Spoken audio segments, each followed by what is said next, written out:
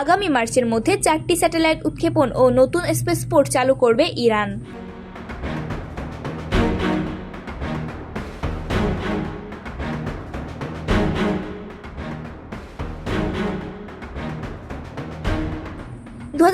সালের মার্চের মধ্যে ইরানের 4টি স্যাটেলাইট উৎক্ষেপণ ও দেশটির দক্ষিণ পূর্ব শহর চাবাহারে নতুন স্পেসপোর্ট চালু করা হবে বলে ঘোষণা দিয়েছেন ইরানি স্পেস এজেন্সির প্রধান হাসান সালারিয়ে।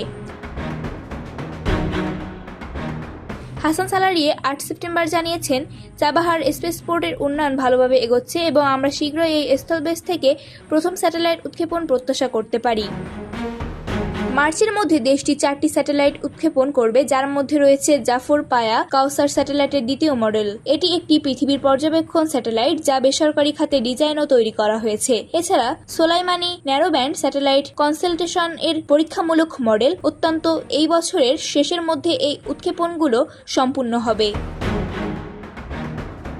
এই কনসেলটেশনটির নামকরণ করা হয়েছে কাসেম সোলাইমানি এর নামে, যিনি ইরানের কুদস ফোর্সের প্রাক্তন কমান্ডার ছিলেন এবং 2020 সালে বাগদাদে মার্কিন ড্রোন হামলায় নিহত হন। পশ্চিমা সরকারগুলো বারবার ইরানের স্যাটেলাইট উৎক্ষেপণ নিয়ে উদ্বেগ প্রকাশ করেছে। সতর্কবার্তায় পশ্চিমা দেশগুলো জানায়, একই ধরনের রকেট প্রযুক্তি ব্যালিস্টিক মিসাইল তৈরিতেও ব্যবহার করা যেতে পারে। তবে তেহরান পশ্চিমা অভিযোগ নাকচ করে বলেছে, তাদের মহাকাশ প্রকল্প সম্পূর্ণ শান্তিপূর্ণ। আন্তর্জাতিক ডেস্ক, বাংলাদেশ নিউজ টুডে।